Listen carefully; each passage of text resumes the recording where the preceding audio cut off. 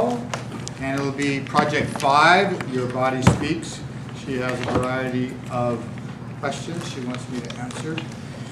The objective is to use stance, movement, gestures, facial expressions, eye contact to express your message and achieve your speech's purpose. It is, timer is 5 to 7 minutes. And the title of her speech is One of Those Moments. Join me in welcoming Nicole as speaker number 2. Excellent.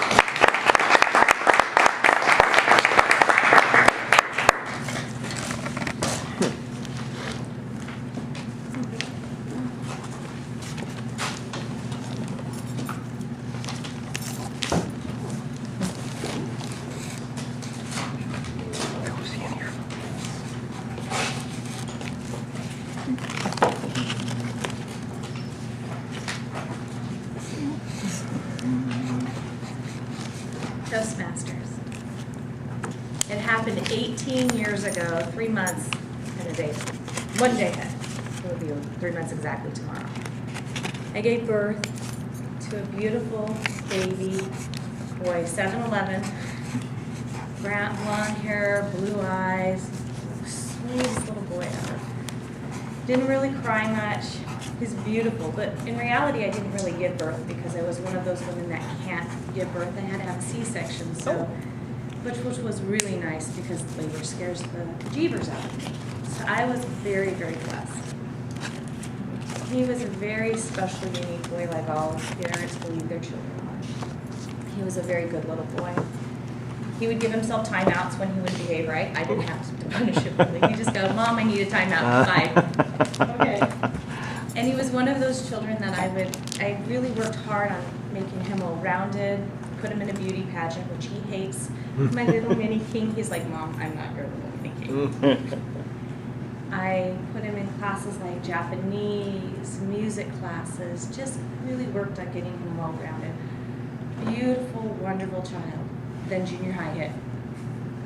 And I think we went to the beach that summer and he completely left his brain there.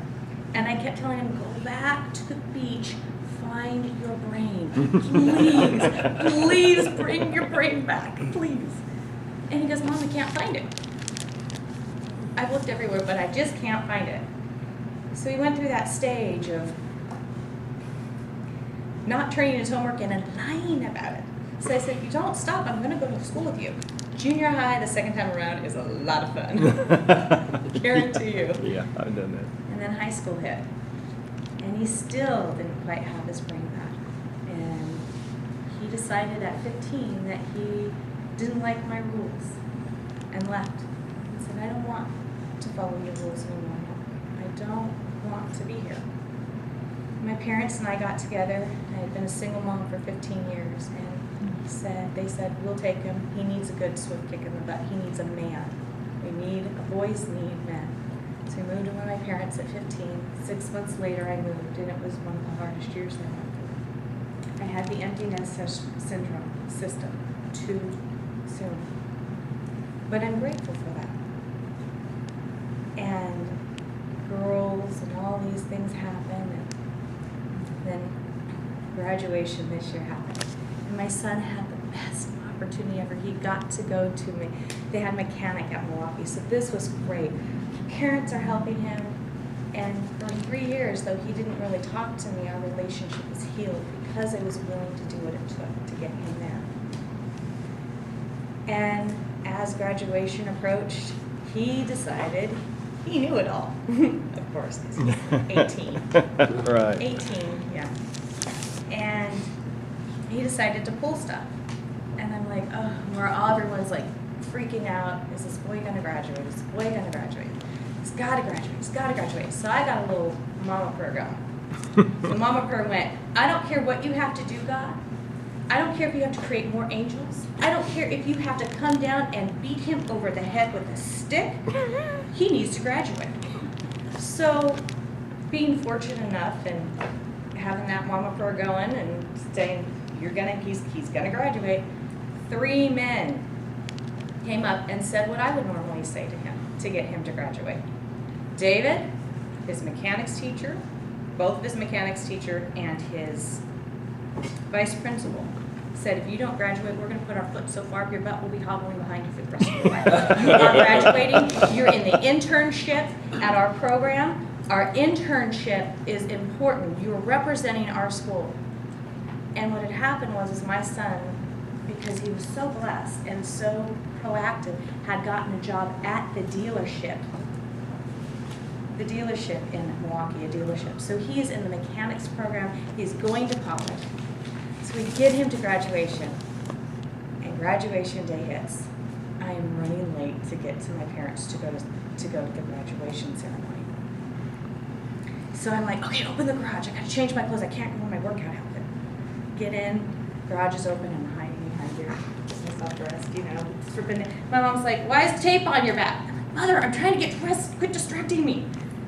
Get in the car, get to Grandma's house. Gotta go to the bathroom again. I'm doing a body dance.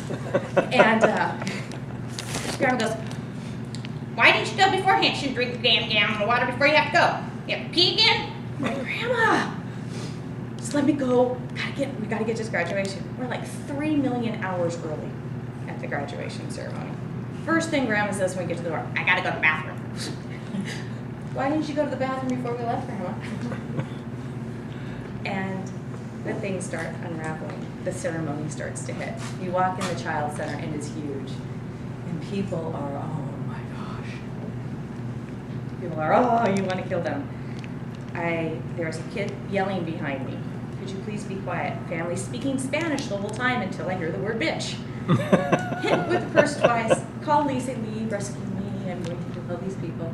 Finally, the ceremony happened. He gets his camera and his cap. And I walk away from everyone so I can scream as loud, of course, the obnoxious mother at the football games that would, you know, Mom, don't embarrass me. And then I walk outside. For some reason, he maneuvers the crowd at the thing, and I run up to him and I say, David, I'm so excited. I hug him. I said, I'm so proud of you. Run up to him. And then he goes off with his friends to the party. And then the next day was his senior party at my parents' house. And I got to do the most wonderful thing a mother can do. Looked him in the eye and said, I know no matter what, you will be successful. No matter what, you're going to do it. I've always had faith in you. I will always know. And tears are running down my face. And I'm the proudest of him. And he graduated. And he's going to do well. And he's going to be a mechanic. And I brought just a few more pictures to show how big my boy has grown and the amazing man he's going to be. And it's because